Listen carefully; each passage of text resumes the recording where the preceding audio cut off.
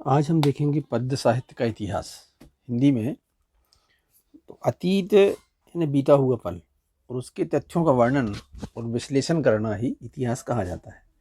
हिंदी साहित्य के इतिहास में सबसे पहले जो इतिहास का लेखन किया वह किया था फ्रेंच विद्वान थे गारसा दा तासी। और इन्होंने इस्तवारदाला लिटरेच्यूर इंडो हिंदुस्तानी नाम के ग्रंथ लिखे। तो इसके दो भाग हैं। सन 1839 में पहला भाग प्रकाशित हुआ और दूसरा भाग प्रकाशित हुआ सन 1847 में। चूंकि पहला ग्रंथ था ये, इसमें कमियां बहुत सारी थीं। और इसके उपरांत हिंदी साहित्य में सन 1929 में आचार्य रामचंद्र शुक्ल ने हिंदी साहित्य का इतिहास लिखा, जो एक प्रमाणिक इतिहास है, जो हिंदी साहित्य में सबसे अधिक मान्य भी है। इन्होंने क्या किया कि हिंदी साहित्य को, पूरे हिंदी साहित्य को, जो 1000 वर्षों का इतिहास था पूरा, उसको 4 भागों में बांटा। पहले का नाम आदिकाल अर्थात वीरगाथा काल। इसका काल है संवत 1050 से संवत 1375। दूसरा है पूर्व मध्यकाल अर्थात भक्ति काल। इसका काल है संवत 1375 से संवत 1700। तीसरा है उत्तर मध्यकाल अर्थात रीतिकाल। इसका काल विभाजन है संवत 1700 से संवत 1900। और आधुनिक काल अर्थात वर्तमान काल संवत 1900 से अद्यतन। आज हम यहाँ 2 कालों की बात करेंगे, एक तो रीतिकाल और दूसरा आधुनिक काल। रीतिकाल जैसा कि ज्ञात है, संवत 1700 से 1900 तक के काल को रीतिकाल कहा गया है। रीति का अर्थ होता है एक प्रणाली, पद्धति, मार्ग, पंथ, शैली, लक्षण। रीति का तात्पर्य है जो लक्षण के आधार पर या उसको ध्यान में रखकर रचा जाता है, उसे रीति काव्य कहते हैं। अब इसके रीतिकाल के नामकरण में अलग अलग विद्वानों का अलग अलग मत है। जैसे कि मिश्र बंधुओं ने इसको अलंकृत काल नाम दिया, क्योंकि यहाँ सारे अलंकारों का प्रयोग हुआ। आचार्य विश्वनाथ प्रसाद मिश्र ने श्रृंगार काल नाम दिया, क्योंकि इसमें श्रृंगार की रचनाएं हुई। और डॉक्टर भागीरथ मिश्र ने इसे रीति युग नाम दिया।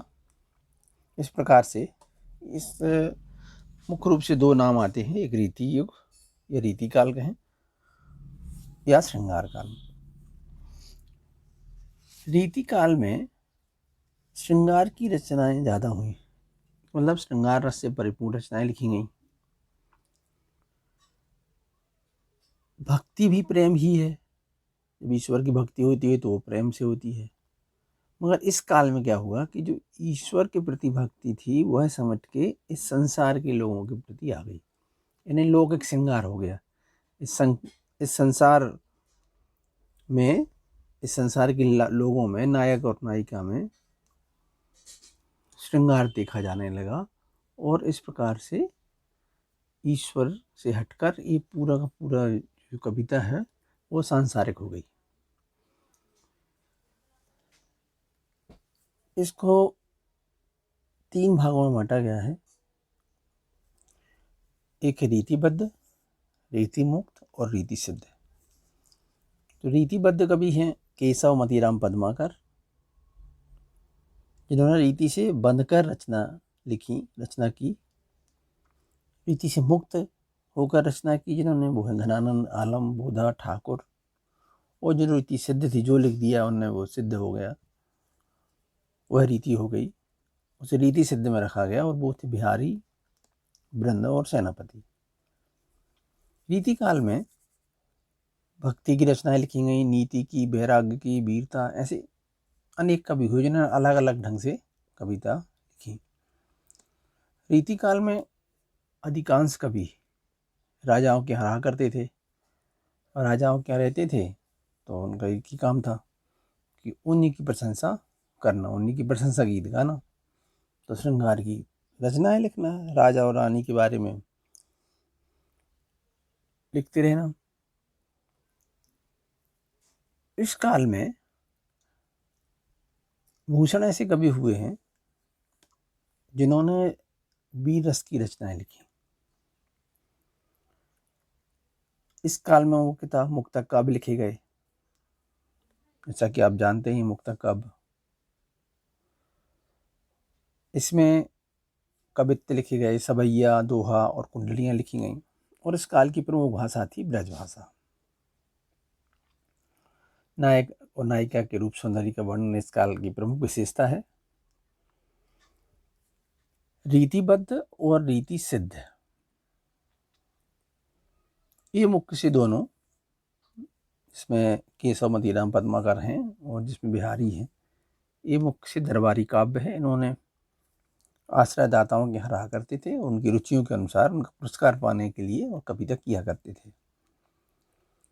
और रीति मुक्त एक दरबारी कवि नहीं है, जैसे कि घनानंद आलम भूधा ठाकुर, इन्होंने रचनाएं लिखी। जैसे घनानंद ने रचना लिखी तो उन्होंने दरबार छोड़ दिया और प्रेम के गीत गाए। तो इस प्रकार से इस काल में ब्रजभाषा का परिष्कृत रूप मिलता है। जिस प्रकार की भक्ति काल को भावना का स्वर्णयुग कहा जाता है, उसी प्रकार से रीति काल को भी कला का स्वर्ण काल कहा जाता है। इस काल के प्रमुख रचनाकार हैं केशवदास, इनकी रचना है कवि प्रिया, रसिक प्रिया, रामचंद्रिका, वीर सिंह, देवचरित, रतन बावनी, जहांगीर, जस चंद्रिका, ये प्रमुख कवि हैं। सेनापति हैं कवित्र रत्नाकर, काव्य कल्पद्रुम लिखा है इन्होंने। भूषण की शिवराज और छत्रसाल के नाम से हैं, जैसे शिवराज भूषण है, शिवा वामनी है, छत्रसाल दशक है। पद्माकर जी की है हिम्मत बहादुर, रुद्रवली, जगत विनोद, पद्माभरण, राम रसायन, गंगा लहरी। वो बिहारी जी की एक ही रचना है जिसका नाम है बिहारी सतसई। इसके अलावा हम और सरल रचनाओं की तरफ अगर देखें तो आलम की एक रचना है आलम केली। ठाकुर की भी दो रचनाएं हैं जो ठाकुर ठसक और ठाकुर शतक के नाम से है। रीति काल के बाद में आता है आधुनिक काल। आधुनिक काल हिंदी कविता का सन 1900 से माना जाता है, संवत 1900 से। और ये अनेक दृष्टियों से महत्वपूर्ण है कि उसमें चहुमुखी विकास हुआ हिंदी साहित्य का। हर क्षेत्र में, धर्म के क्षेत्र में, दर्शन के क्षेत्र में, कला के क्षेत्र में, साहित्य के क्षेत्र में, सभी क्षेत्रों में चहुमुखी विकास हुआ। एक भारतेंदु युग, द्विवेदी युग, छायावादी युग, प्रगतिवादी, प्रयोगवादी और नई कविता। इसका काल विभाजन सन के आधार पर है कि भारतेंदु युग 1850 से 1900, द्विवेदी युग है 1900 से 1920, छायावादी युग है 1920 से 1936, प्रगतिवादी युग है 1936 से 1943, प्रयोगवाद है सन 1943 से 1950 और नई कविता है सन 1950 से आज तक। तो ये पूरा काल देखा जाए तो जो हमारा देश स्वतंत्र था उस समय का काल है। सबसे पहले आए हम 1850 से 1900 के बीच। इस सन में इस काल को भारतेंदु युग के नाम से जाना जाता है और यह हिंदी साहित्य का प्रवेश द्वार माना जाता है। इसे नवजागरण काल भी कहते हैं। दोनों को भी नवजागरण काल कहा है, एक तो भारतेंदु युग और दूसरा द्विवेदी युग। भारतेंदु काल में कविता के क्षेत्र में ब्रजभाषा का प्रयोग हुआ और गद्य के क्षेत्र में खड़ी बोली का प्रयोग होने लगा। इस युग में पत्रकारिता, उपन्यास लिखे जाने लगे, कहानियाँ, नाटक, आलोचना, निबंध आदि अनेक विधाओं पर काम होने लगा और इन सब का माध्यम खड़ी बोली थी। इस युग का प्रत्येक लेखक किसी न किसी पत्रिका का संपादन करता था और मुख्य रूप से इस युग में भारतेंदु जी ने बहुत अधिक काम किया। शुरुआत की भारतेंदु जी ने और फिर यह जो शुरुआत थी ये द्विवेदी युग में जाके बहुत विस्तार लिया इसने। इस समय के काल, क्योंकि देश हमारा परतंत्र था, इस समय जो भी कविताएं लिखी गई वो सब राष्ट्रीयता की भावना से ओतप्रोत कविताएं लिखी गई। देश प्रेम की भावना से ओतप्रोत कविताएं लिखी गई। ऐसी कविताएं लिखी गई कि जिनमें लोगों के अंदर चेतना का भाव जागृत हो कि हमारा देश है, हमें स्वतंत्र देश में हम रहना है, परतंत्र नहीं रहना है। तो ऐसे ही सामाजिक चेतना का विकास किया गया। इस समय जो लोगों के अंदर अंधविश्वास था, निराशा के भाव आ गए थे, तो उनको दूर करने संबंधी कविताएं लिखी गईं। हास्य और व्यंग की कविताएं लिखी गई।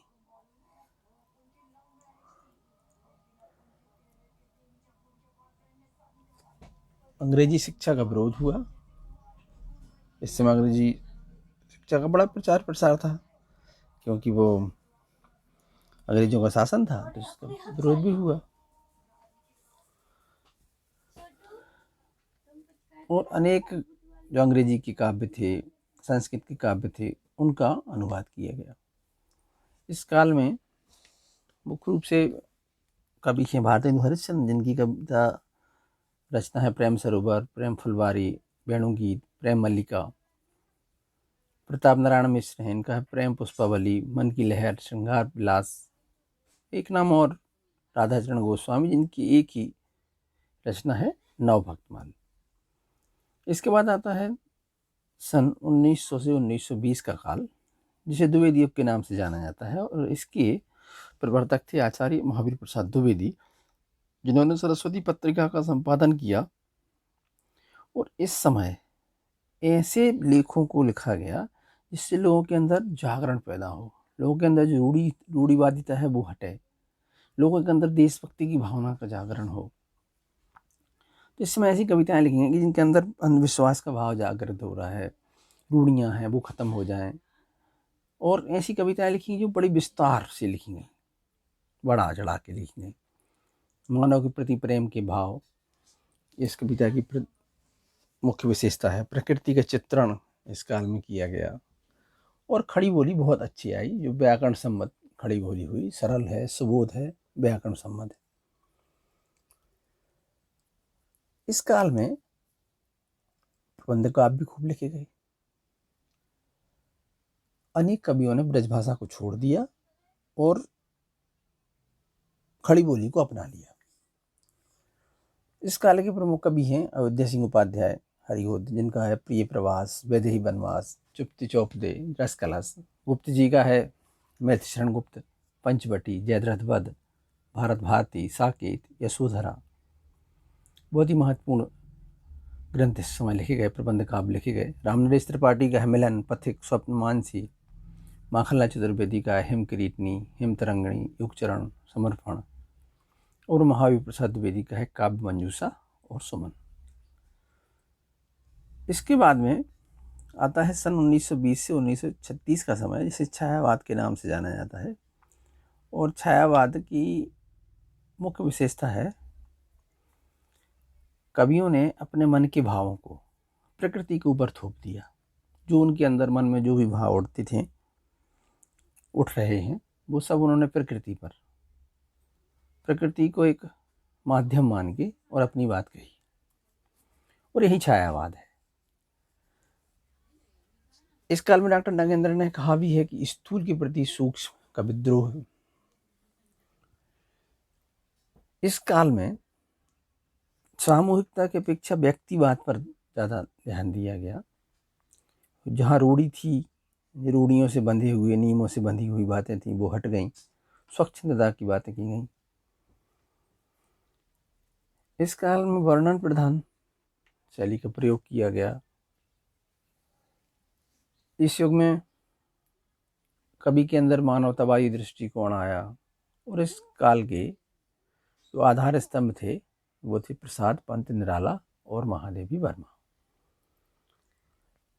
श्रृंगार की भावना भी इस काल में देखने को मिली। प्रकृति का पूरा मानवीकरण कर दिया, प्रकृति को प्रेयसी के रूप में अपनाया, कहीं नारी के रूप में देखकर उस बहुत बारीक छोटे से छोटे सूक्ष्म सौंदर्य का चित्रण किया। इस काल में वेदना और करुणा का बहुत अधिक देखने को मिलता है। बहुत अधिक करुणा, बहुत अधिक वेदना से परिपूर्ण कविता लिखी गई। अज्ञात सत्ता के प्रति प्रेम का भाव जागृत हुआ इस काल में, और नारी के प्रति नई नई उपमान, नई नई भावनाएं,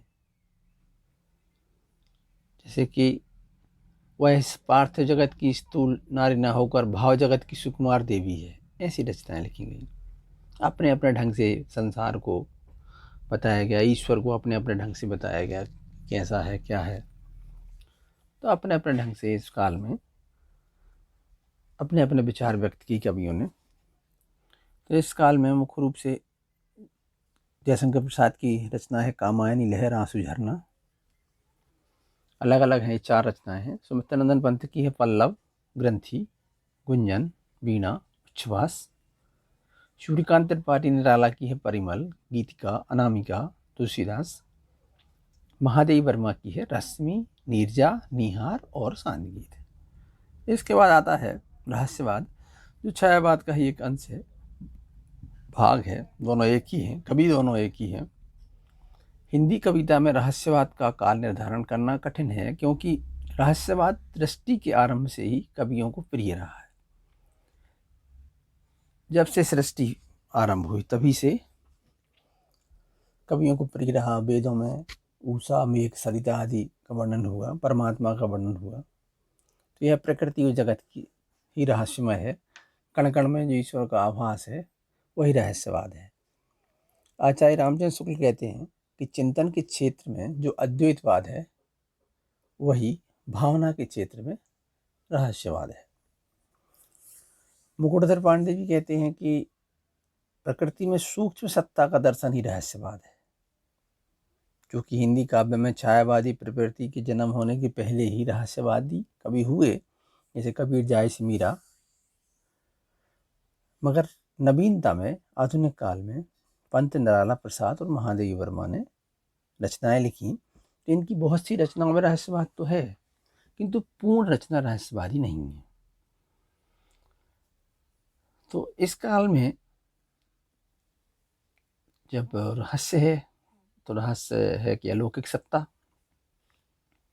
इस लोक से और कहीं एक सत्ता है, ईश्वर है। वह अलौकिक सत्ता के प्रति प्रेम का भाव है, आकर्षण का भाव है, वह देखने को मिला इस समय कविता में। परमात्मा से मिलना, बिछड़ना, इस प्रकार के भाव मिले, और एक अलग जिज्ञासा के भाव, ईश्वर है, कैसा है, क्या करता है, और नवीन नवीन प्रतीकों के प्रयोग, उनके माध्यम से ईश्वर को समझने और समझाने का प्रयास इस काल में किया गया। अब एक प्रश्न और बनता है कि छायावाद और रहस्यवाद में अंतर। छायावाद कल्पना के आधार पर है, पूरी कल्पना है मन की, प्रकृति के ऊपर कल्पना, भाव। और रहस्यवाद सीधी बुद्धि का काम है, चिंतन का है।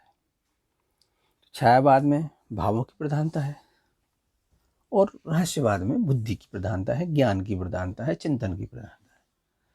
ये छायावाद पूरा का पूरा प्रकृति पर आधारित है, और यह है रहस्य पर आधारित है, दर्शन पर आधारित, सूझ पर आधारित है, विचारों पर आधारित है। तो ये हो गया छायावाद और रहस्यवाद में अंतर। इसके बाद में देखेंगे प्रगतिवाद, जो सन 1936 से 1943 के बीच का समय है। इस समय मार्क्सवाद का जो द्वंदात्मक भौतिकवाद का सिद्धांत था, उसका सीधा असर इस प्रगतिवादी काव्य में देखने को मिलता है। इसे समाजवादी विचारधारा भी कहते हैं। तो इस समय जो आर्थिक विषमता थी, कोई बहुत अधिक बड़ा था, कोई बहुत अधिक गरीब था। 2 प्रकार के वर्ग बट गए। एक वह वर्ग था जो पैसे वाले था, पूंजीवादी वर्ग था, वो जो गरीबों का शोषण करता था। और दूसरा वर्ग था, अधिक संख्या में था, जिसका शोषण होता था। इस काल में, प्रगतिवादी काल में, छायावाद के समय ही प्रगतिवाद का प्रभाव देखने को मिलने लगा था। सबसे पहले क्या होता था कि किसानों का एक वर्ग था जिसके प्रति सहानुभूति की भावना देखी जाती थी, मगर प्रगतिवाद में आते आते यह काम मजदूरों को भी इसमें शामिल कर लिया गया। तो मुख्य विशेषता इसकी यही है कि शोषकों के प्रति विद्रोह की भावना, जिन्हें शोषण किया है उनके प्रति गुस्सा की भावना, इस समय की कविता में देखने को मिलती है, और जिसका शोषण हो रहा है उसके प्रति सहानुभूति का भाव। इस समय जो कविता लिखी गई उसमें ये मुख्य रूप से ध्यान दिया गया कि आर्थिक और सामाजिक रूप से सब समान है, ना कोई बड़ा है और ना कोई छोटा है। फिर नारी के प्रति जो उपेक्षा थी, उपभोग की वस्तु समझी जाती थी, तो उसको सम्मानजनक स्थान दिया जाए, इस समय की कविता में यह बताया गया। और ईश्वर कुछ कर नहीं रहा था, लोग खूब ईश्वर को याद कर रहे थे, भाग्य को सहारे, भाग्य की बात कर रहे थे, मगर अंग्रेजों का अत्याचार बढ़ते चला जा रहा था। तो इस समय कवियों ने ईश्वर के प्रति अनास्था का भाव आ गया कि नहीं, ईश्वर नहीं होता कोई। जो देखा उन्होंने समाज में, जैसा सुख दुख, गरीबी, भूखमरी, अकाल, बेरोजगारी, सामाजिक समस्याएं जो देखी और वही की वही इन्होंने अपनी कविता में लिख दी। तो भाग्य को इन्होंने अलग कर दिया और कर्मवाद को श्रेष्ठ बताया प्रगतिवाद में। इस काल के प्रमुख कवियों में नागार्जुन, इनकी रचना है यवधारा, सतरंग के पंखों वाली, प्यासी पथराई आंखें। केदारनाथ अग्रवाल का है युग की गंगा, फूल नहीं रंग बोलते हैं, नींद के बादल। शिवमंगल सिंह सुमन का है हिल्लोल, जीवन के गान, प्रलय सृजन, विश्वास बढ़ता ही गया। त्रिलोचन शास्त्री का है धरती मिट्टी की बारात, मैं उस जनपद का कवि हूँ। और सुमित्रनंदन पंत का है योगवाणी ग्राम्य। सूर्यकांत त्रिपाठी निराला का है कुकुरमुत्ता। प्रगतिवाद के बाद में आता है प्रयोगवाद, जिसका सन है 1943 से 1950, और इसका प्रारंभ होता है अग्गे से, जिन्होंने तार सप्तक का प्रकाशन किया। इसकी भूमिका में भी इन्होंने लिखा था कि ये कवि नवीन राहों के अन्वेषी है, मतलब नए प्रैक्टिकल करने वाले हैं, तो इसलिए इस काल को प्रयोगवाद नाम दिया गया। जीवन और जगत के प्रति अनास्था प्रयोगवाद का एक आवश्यक तत्व है। कवि बहुत कुछ कहना चाहता है परंतु कुछ कह नहीं पाता, इस कारण से उसके अंदर जो घुटन होती है जीवन की, उसको है कविताओं में लिखता है।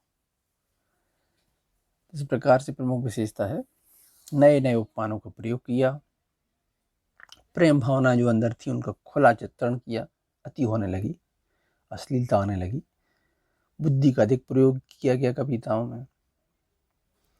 और जब बुद्धि का प्रयोग अधिक होता है तो फिर कहीं कहीं बड़ी कठिनता हो जाती है समझने में। निराशावाद की प्रधानता, कुंठा आ गई, हताशा, इस प्रकार की कविताएं लिखी गई। अहम की प्रधानता रही, मैं सब कुछ, दूसरा कोई महत्व नहीं। जो रूढ़ियाँ थी उनके प्रति विद्रोह का भावना और व्यंग्य प्रधान कविताएं भी लिखी गई।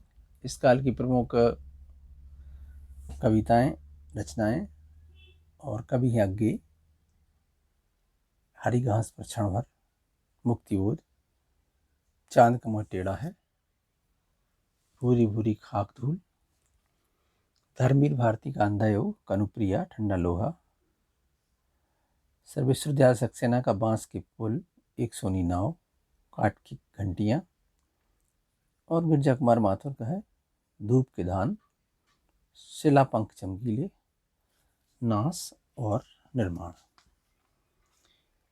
इसके पश्चात अंतिम छठवां प्रकार आधुनिक काल का नई कविता, और इसका काल है सन 1950 से अब तक। प्रयोगवादी कविता का ही आगे का दौर नई कविता के रूप में उभरा। वस्तुतः नई कविता की विषय वस्तु मात्र चमत्कार ना होकर एक भोगा हुआ जीवन यथार्थ है, जो भोगा वही लिखा। विश्व युद्ध के बाद पहली बार मनुष्य की व्यवस्था असहायता सामने आई और उसने अस्तित्व का संकट अनुभव किया। नई कविता में मानव का वह रूप जो दार्शनिक है, वादे से परे है, जो एकांत में प्रकट होता है, जो प्रत्येक स्थिति में जीता है, प्रतिष्ठित हुआ है। नई कविता में दोनों परिवेशों को लेकर लिखने वाले कवि हैं, एक तो गांव और ग्रामीण परिवेश के थे और एक शहरी परिवेश के। शहर में कुंठा है, घुटन है, असमानता है, कुरूपता है, इनका वर्णन किया शहर वालों ने। और इसके कवि थे जो शहरी मानसिकता वाले थे, गिरजा कुमार माथुर, धर्मवीर भारती, शमशेर बहादुर सिंह, और ग्रामीण परिवेश वाले थे भवानी प्रसाद मिश्र, केदारनाथ सिंह और नागार्जुन। इस काल में नए नए प्रयोग हुए। क्षण सब कुछ महत्वपूर्ण, प्रत्येक क्षण महत्वपूर्ण माना। कुंठा, संतरास, मृत्युबोध ऐसी मनोवैज्ञानिक कविताएं लिखी गई, व्यंग्य प्रधान कविताएं लिखी गई। और इस काल के प्रमुख कवि इस भवानी प्रसाद मिश्र, जिनका है सन्नाटा, गीत फरोश, चकित हैं दुख। कुंवर नारायण का है चक्रव्यूह, आमने सामने। शमशेर बहादुर सिंह का है काल तुझसे होड़ मेरी, इतने पास अपने बात बोलेगी हम नहीं। और इसके बाद में जब नई कविता का स्थान धीरे धीरे खत्म होने लगा, लोग उनको पढ़ना बंद कर दिया, तो फिर एक नवीन बात आई और वो थी नवगीत। एक नया खेमा बना